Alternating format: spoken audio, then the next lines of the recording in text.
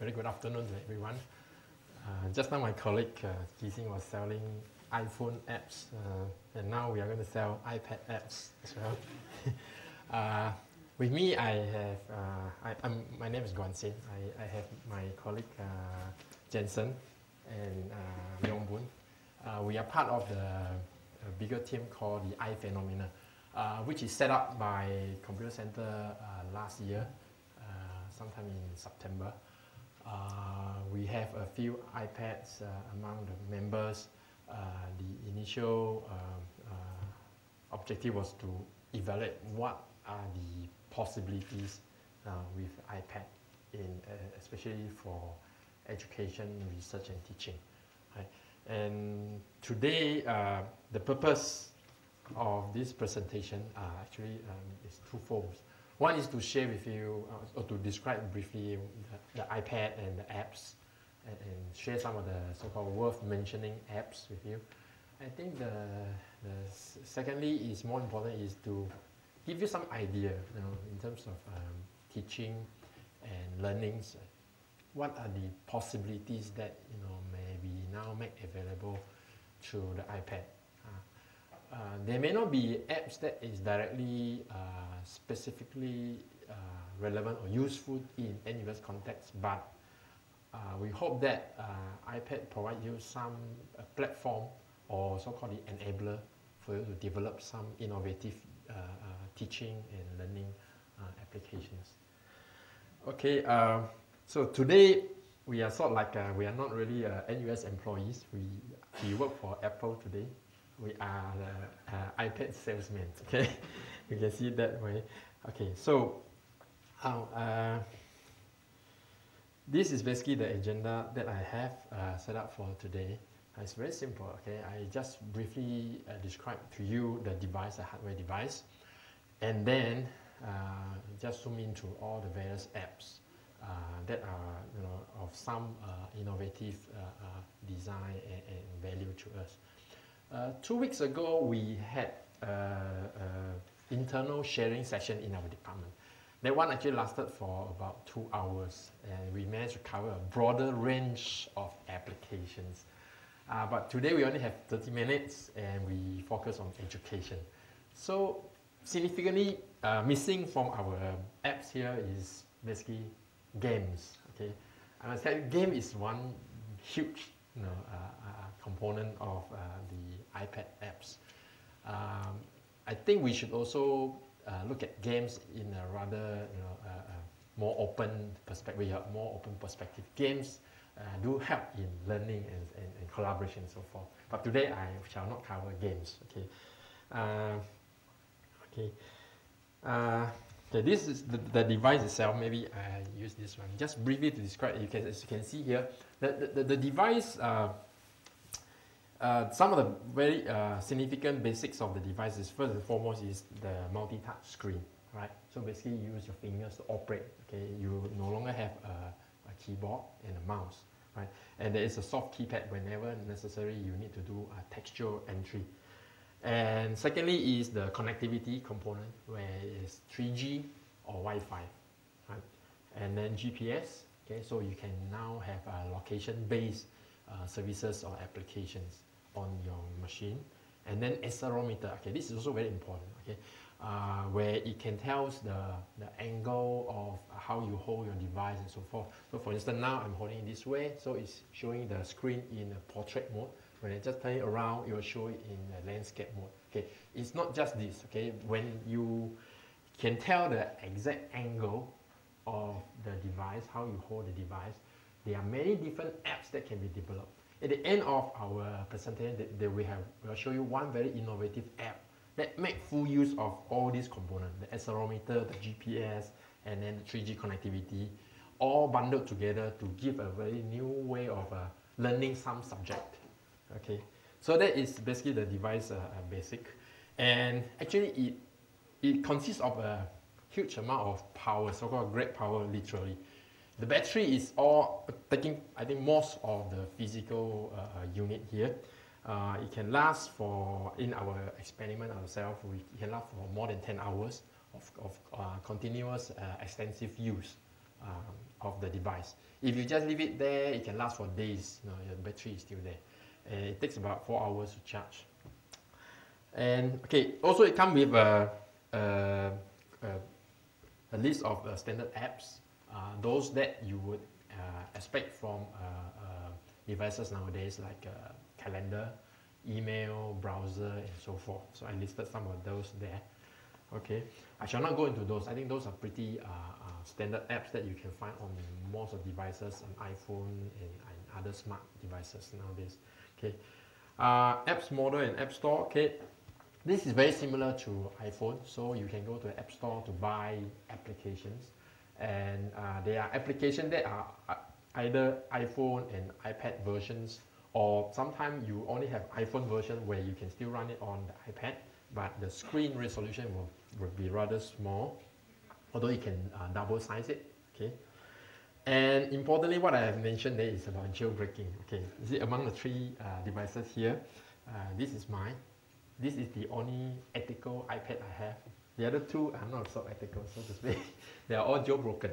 Okay, jailbreaking is probably one aspect that probably you can't run away if you own this, because there are many aspects of things that are only available in a jailbroken version. For instance, certain things when you want to show up, project up on the screen, it's only available when it's on a jailbroken version.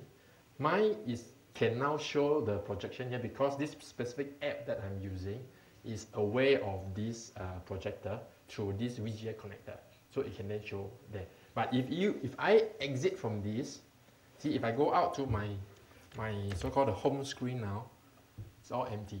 Right? Nothing can be shown on the screen. So this is quite different from the normal desktop or so-called PC. Right? It doesn't show everything or whatever that you have on the screen. It's all apps driven.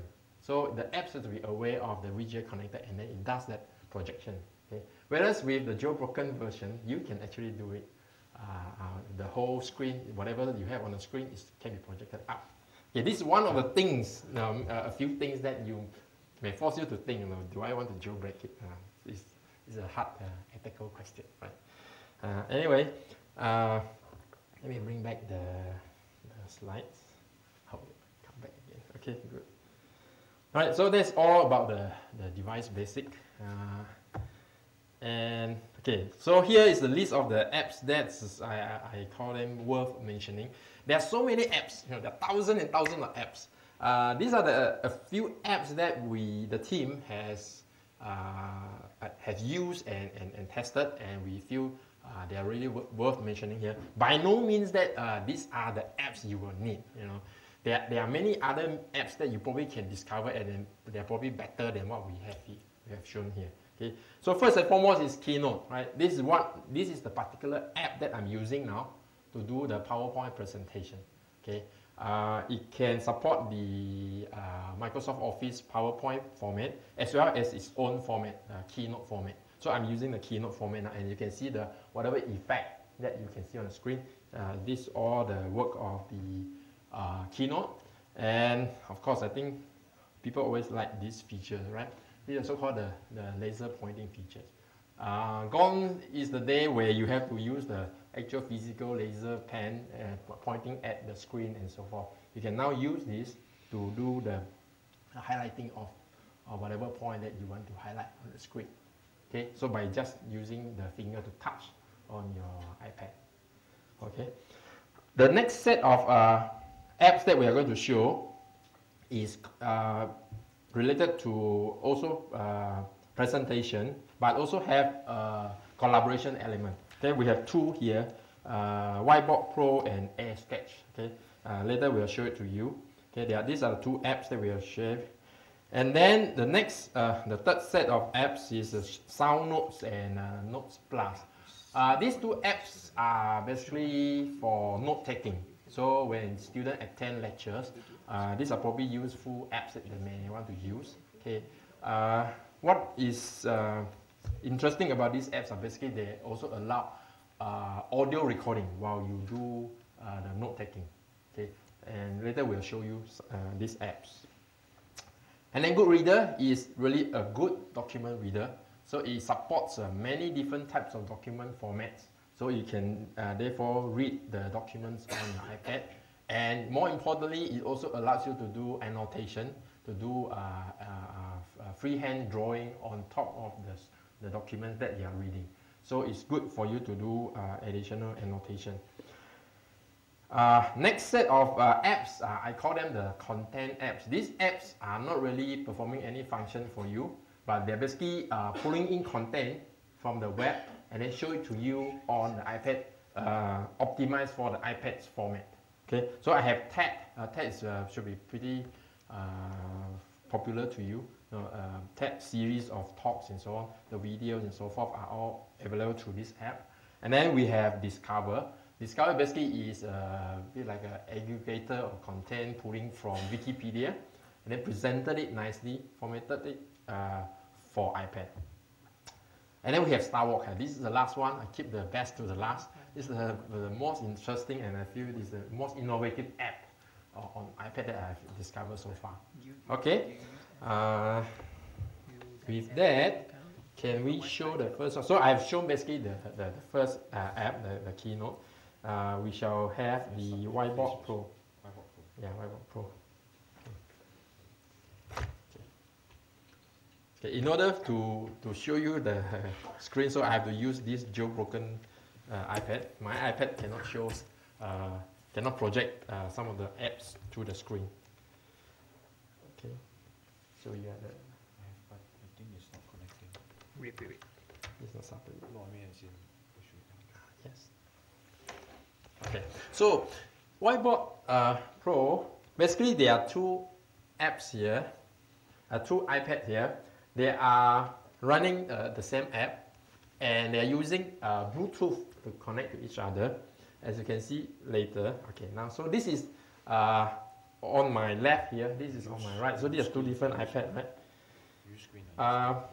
Whatever that is shown on one iPad is actually shown to the other. Okay, it's actually instantaneously being shown across. Okay, yeah, as you can see here. And I think we can have a third one. Okay, I'll try to have a third one.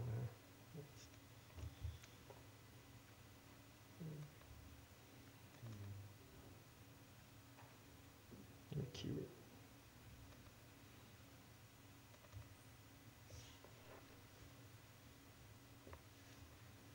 Okay, yes.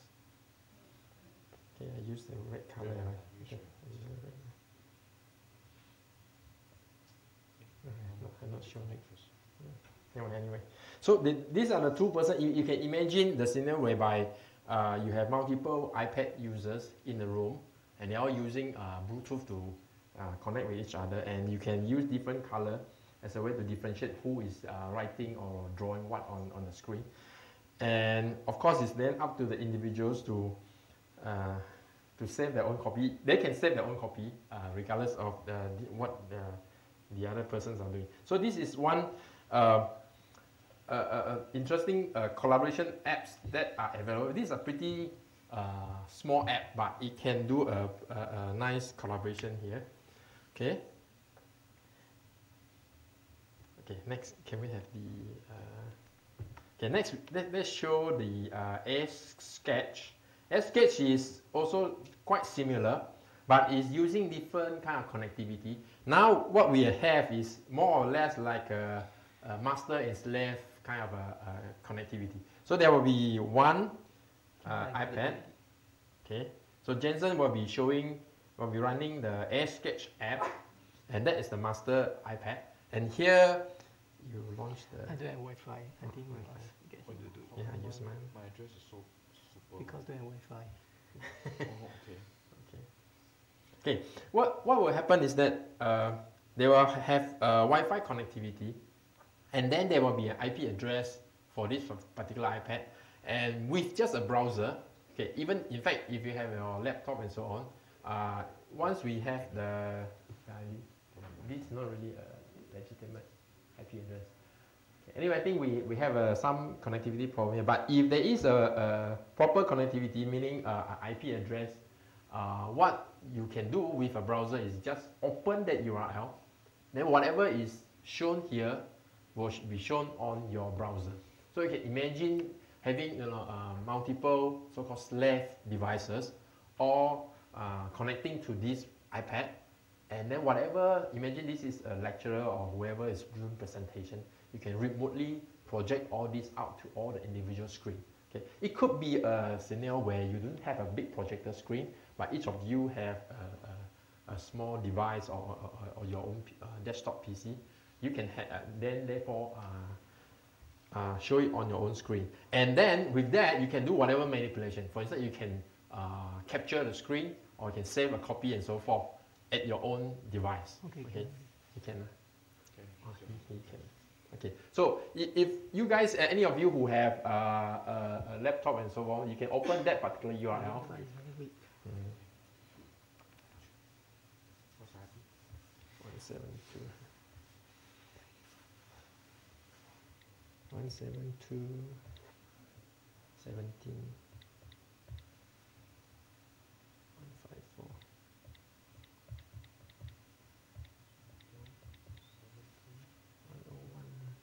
154 101 8080. Okay.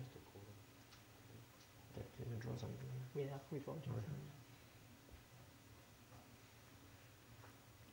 Okay, so now I'm connected to this iPad using a browser now. So whatever that is being drawn there is now shown on this browser. Okay, there is a slight lag because of Wi-Fi connection. If it's on a wired connection, it's almost instantaneous updates to your screen. Okay, get it.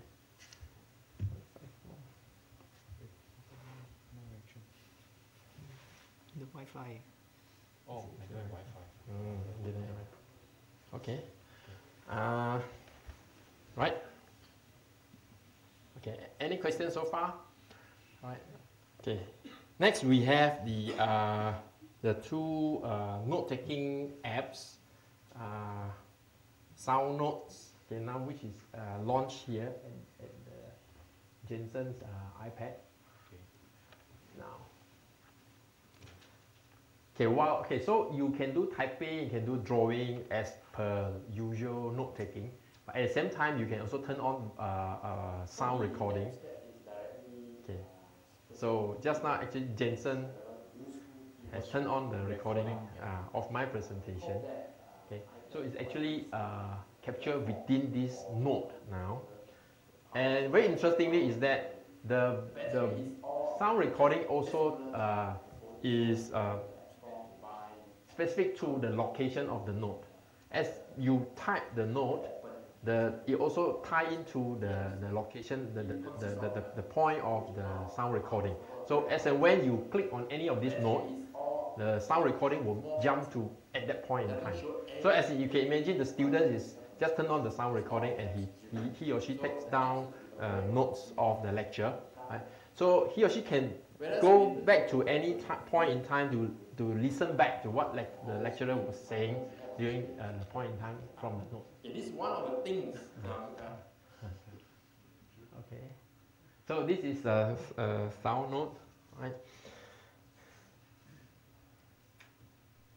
Next we have Notplus. Okay. Notplus overlaps with SoundNote quite a fair bit, but Notplus, like what Jensen had just shown, has more sophisticated drawing capability, so it can recognize shapes and so forth. When you draw a circle, it will turn it into a real circle, a complete circle, and that object you can manipulate further. It will become a vector object. Okay, but with that, sometimes we feel that it's too complicated. Okay, sometimes you want to use this, but I think it's good for more technical note taking. Sometimes when you need higher precision and so forth, this is probably the app you will want to use. However, this app does not have the notes tying in with the sound recording. Okay, so it's just a plain sound recording. You play it, it has no idea of which point of the note that the sound recording was actually made. Okay, so as you can see, we show these two apps. There are no perfect apps at the moment. There are many tiny apps around, each of them probably costing $1, $5, I think at most like $10. Seldom you will see such expensive apps. $5 probably is the range that you have. And these are all basically small little things that does good in one small way, but you if you want to do want to find a complete solution, you may have a difficulty at that moment. That's what we feel. You have to try to combine multiple apps to achieve the more complete solution that you want to have. Okay. With that, we move on to the next set of applications. Good reader. Okay. Can you show? Yeah. Yeah. Okay. This one is clearer. Okay. Let me show it here on this left hand side here. So I have this is just a typical PDF document now open in Goodreader. So I can flip around, okay, easily. Now, so in terms of what you can do with annotation, it's pretty simple. You just select the place that you want to place a note or make a drawing. So I can do a drawing, for instance, freehand, and then okay, I can save to this file. I can just annotate on top of this original document. There are two ways of saving whatever annotation you make. One is to save directly into the PDF document, or you can save it into a separate document. Okay, so this is one way, one type of annotation. Say if I save it. Suppose I also want to put a note there. I can just put a note here, and that's where I can leave a note here.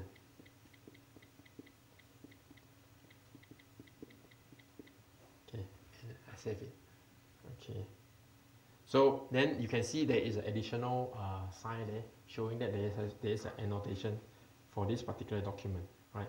And then you can just also save this document and then send it off for for another reader, or which have the PDF reader. Okay, so this is Goodreader, and Goodreader supports also many other document format, not just a PDF. You can open many types of file that you usually open on PCs or Windows. Yeah, okay, fine. Yeah, so Jensen just mentioned that, okay, Goodreader also not only open the files from your locally stored document here, you can also connect, as is shown here, connect to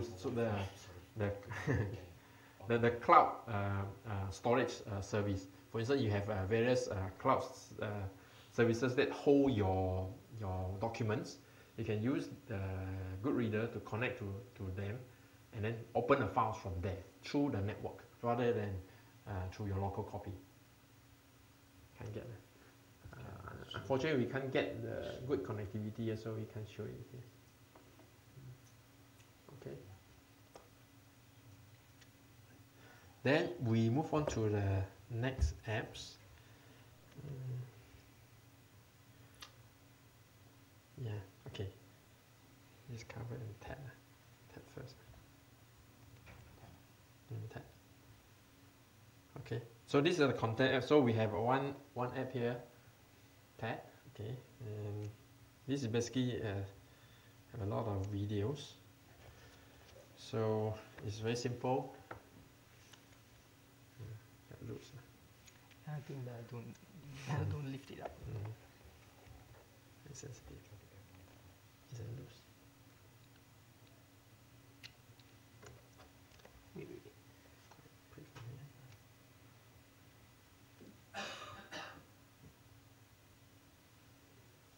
Okay.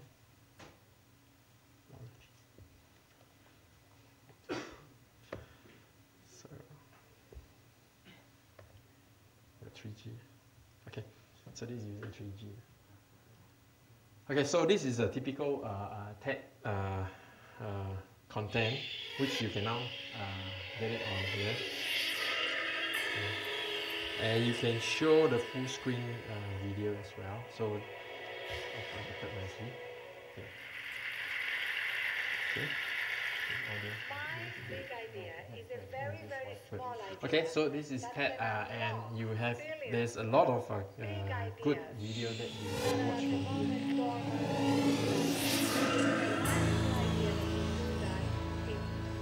Now, the other very interesting content app is the Discover. Okay, so this is Discover. I'm going to show this. I need to go this way. Okay, get loose. Okay, I need to show it in the portrait mode. So, Discover basically pull down a daily Wikipedia page, okay, and you can then go and read up about that particular subject for the day. Or alternatively, you can also, just by checking it, it will go and retrieve randomly another daily page for you. So there are so many things that you can read with this app. You know, if you really have nothing else better to do, but this is really making good use of your free time, you just open this app. There's endless thing for you to read. So you just check it, and then there will be another subject appear to you. And these are all really interesting subjects. So, and I can click on it, and it will download. Okay, you can see downloading from Wikipedia now. Okay, so this is about this particular subject, and list me, and so forth. Okay, you can see all the things about this. Okay, and there is also a history about all the things that have been retrieved. So these are the things that you can also read in the future if you want to. This is all cached in your iPad. Okay, so you can easily open. Say just now, this is what I have shown just now. Okay, or this is what we have accessed earlier, but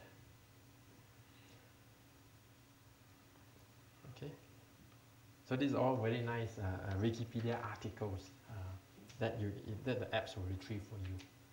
Okay, now we have the last app for you. It's the Star Walk. Okay, Star Walk. This one I really have to hold it up because it's really okay. Star Walk is actually showing you. Yeah, okay. It's a very good learning tool for you to learn about stars, constellation, and so on. Okay, it uses your current location, and then at the angle you are pointing your device at, and tell you like at this particular angle, what kind of stars or constellations you're supposed to see. Hey, imagine I'm moving now. Okay, it's really like a augmented reality kind of apps, right? I move around, you can see all these stars are being shown, right, in constellation. So it's no longer a very difficult subject matter, right? We used to have, wow, how do you tell what star is now shown, is now is spotted on the sky and so on. And better still, if in the Singapore sky, which is too bright for you to see any star, probably you see the star through your iPad now. You don't see the star through your real sky. Okay, so this is what you can look at all the stars, and from here you can click on any of the object to know more. You just press on I, then it will bring out all the information about that particular object. Okay, let me show you some, and some they even actually link it to Wikipedia. You can see it's a very powerful information space here. Now from there it bring out that particular article on the object. Okay, so that's what we mean by the most innovative apps that we have seen so far. You can see it's using GPS to tell your current location, so that it can tell precisely what you're supposed to see from the sky from your point, and also based on the angle, okay, and then using the Wi-Fi or 3G connectivity to retrieve all the information. Okay, and of course you can use your finger as well if you want to, rather than using this to point at the particular sky. You can use your finger to move around, okay, or what you want to see, and you can zoom in further as well. Okay, and better still, you really have so much time, you can play with this. It can let you travel back to different point in time. You can change the year. I don't want to see what's in the sky today. I want to see what's in the sky thousands of years ago. Just do this. Now I'm going back in time, in 19th century, 18th century, and so forth. I can go backward.